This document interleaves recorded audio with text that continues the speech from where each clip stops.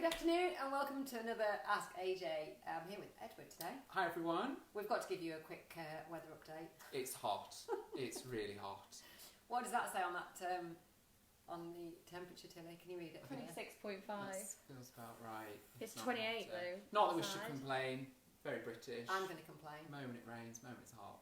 Right, so tell them where I'm going in 3 weeks' time. Somewhere very cold. What did you just say? It's going to be -4? It's -4 right now, but in 3 weeks' time, I'm hoping it's going to be even colder. And if my friend Sharon Matthews is watching this, who also thinks I'm bonkers, she's arranged for me to go to Svalbard.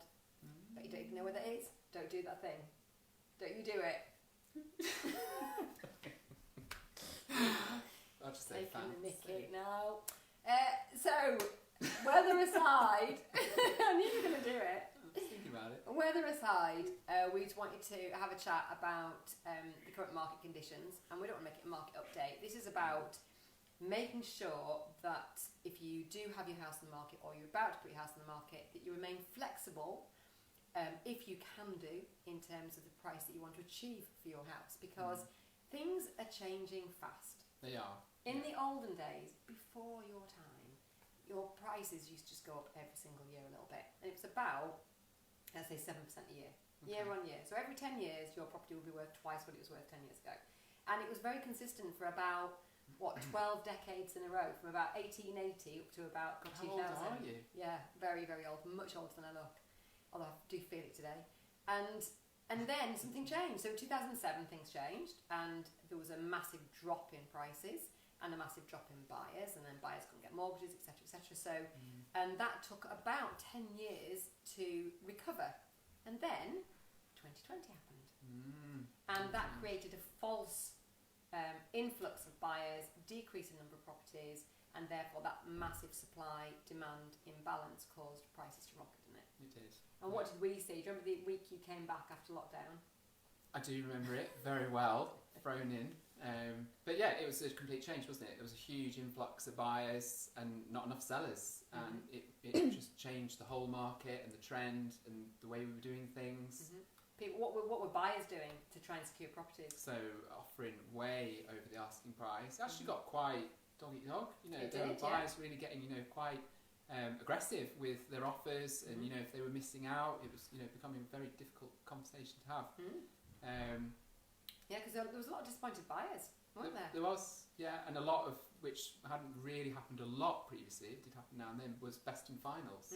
Never Happened done all so the time, many didn't it? best and finals. I remember, I remember speaking to one lady. She phoned up and she was offering just underneath the asking price, and I said, look, if it's not asking price, you've not got a chance. We've got like 30 viewings booked in, and even though we were pricing what we thought was very strongly, it was still going for above that, and then we'd price even more strongly, and then it would go above that. So it was getting a little bit crazy, and really, as we all know, there's only one way for it to go after that, isn't it? Now, it's not crashed, but it has... It's plateaued out. It's plateaued, yeah. yeah. But I was looking at the number of properties on the market. So when we first opened Ashdown Jones 4 short years ago, there were 900 properties on the market. Do you know how many there were last week when I checked? That's in the Lake District National Park. I'd say less. 330. God, I was thought it was 500. Yeah, 330. Gosh, so it's still not a lot of stock out there. Really, really low stock. And normally that would mean the same amount of buyers, prices continue to rise. But that has not been the case over the last few weeks. Now, we've had beautiful weather, we've had massive influx of tourists into the Lake District, so people have not wanted to fight, I don't think, with tourists on roads and stuff. And the traffic, and we do expect things to start rebounding now. But in the meantime, if somebody's got their house on the market and we gave them a valuation, say in May, what's the impact on that valuation today? Yeah, so it is, as Sam said, a very different market than it was in May. So, the price that maybe we could have achieved in May might not be a price that we'd achieve now in September. And obviously back then, people were considering, stamp duty holiday and all this kind of stuff, even though they probably wouldn't have got in on that. A lot of people didn't understand it, so they were sort of pushing forward. But yeah, it's very different now. Despite there still not being as much stock, there's probably not as many buyers. And I think my personal opinion is maybe some buyers have realised what was happening and they've missed out on so many other previous purchases, and I know I've spoke to quite a few of them, they've kind of given up and Yeah. feel like, do you know what, I'll wait this year and then have a rethink for next year. I think that some of the buyers were panicking, weren't they? Because they couldn't see enough properties on the market. The ones that they did like, they were missing out on. Yeah. And now there probably isn't, they can't cherry pick now from what there is if they don't fulfil their criteria. But conversely, we were talking to buyers in sort of May, June, and saying, sellers, and saying, look, in a normal market, let's say your house is worth $1 million. In a strong market, 1.2, we could even try above that or hope for above that. So that house at 1 million might be going for 1.3, 1.4, whereas today we're going back to the million again. Yeah. And I think that's the difference. And I think the ones that have come onto the market at the equivalent of 1.2 to 1.4, based on our valuation back then, now need to, if they want to sell now, readjust or wait it out. I mean, those are the two choices, aren't they? Yeah. Because they were valued right at the time. At that time, and so it is possible that somebody will pay that. And I actually just spoke to the Telegraph this morning, and they're going to do a little piece on us. Well, not on us particularly, but we hopefully will get a name check. But she was saying that that there is a buyer frenzy everywhere in the UK. So we can't survive a vacuum. That doesn't happen. And we're in a beautiful tourist spot here. We are arguably the most beautiful place in the Lake District to live. In the country, and therefore, prices will, demand will stay high and prices will rebound. It's just if you need to sell right now, you need to take advice off us. It could be that some of our sellers never expected to get anything like that price anyway. No. That it was a very strong price even for them. Yeah. I mean, that's a conversation we've actually just had. Myself and Hannah, our client executive, just chatted with quite a few of our clients that this is just what's happened. They've been valued a while ago, because a lot of people as well, they were being valued and then they didn't want to come on the market until they had something to buy. So we valued it, crazy market, egg, isn't it? You would have got it, waited that bit, they found something, gone on the market, and then unfortunately because the market slightly changed, they've not achieved the sale. But obviously now because they've found that house they want to buy, we've had to have that chat about a possible price reduction basically. Yeah, which isn't really, I mean it is a reduction, but it's not necessarily reduced from where they expected to be in the first place. Price change. No, it's true. That is true because it is a reduction. But they might not be as disappointed as we might have felt that they were disappointed. And they weren't. I think everybody myself and Hannah spoke to, obviously they would love to get more, that would be the ideal, but they fully understand, that it does change. It does. And sometimes these sellers that we're selling for, our lovely clients, this isn't their only main asset. No. They do have other homes. It's probably not the last pennies they'll ever have.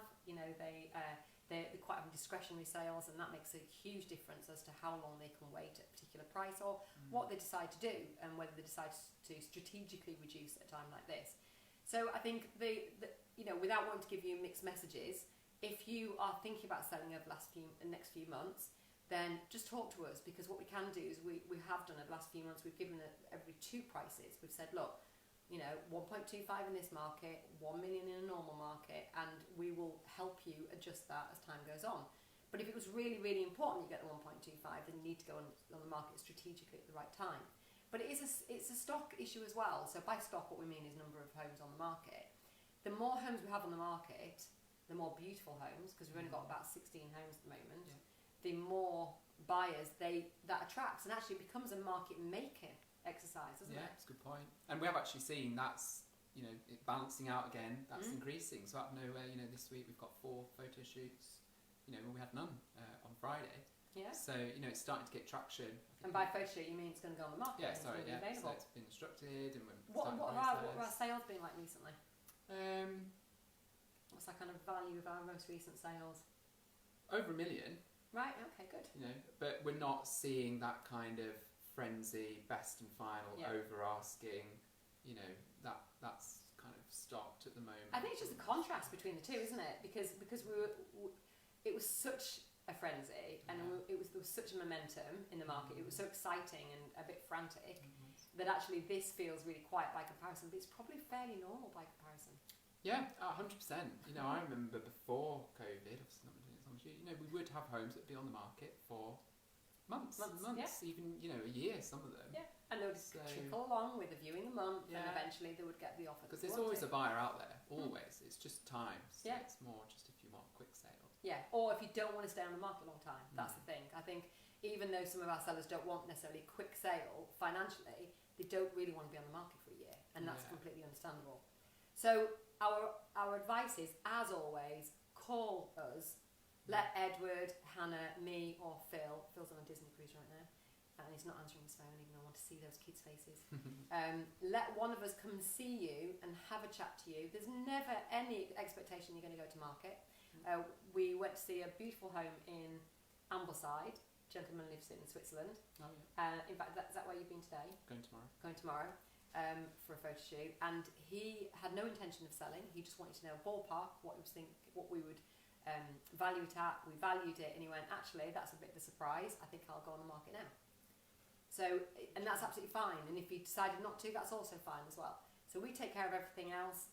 He's over in Switzerland enjoying the sunshine, as we are now. And his house is in very safe hands. So if that's you, then do call us in. Or who do you know who would like a valuation right now, maybe isn't living in the home or isn't using the second home as they expected to use it. Maybe we can talk to them about what's the best strategic plan over the next few months to help them get sold. Yeah, I think that's the important thing, isn't it? It's not just to let it sit there. Not to let it sit there, it's not to make assumptions, it's not to necessarily go for a highest valuation or the lowest valuation. It's all about getting the right advice at the right time, and that's where we come in, really. Get that strategy. We are expert consultants, aren't we? We are, yeah, even when it's hot. Even when it's hot. Well, actually, I don't feel very expert today, I just feel hot. Really hot. In front of these lights, I feel just endless. Yeah, let's go. Tilly wanted us to hurry up because she's sitting here in a jumper filming it, poor Tilly. Yeah. So we'll go. Thank you very much for watching this Ask AJ, and we'll see you on the next one.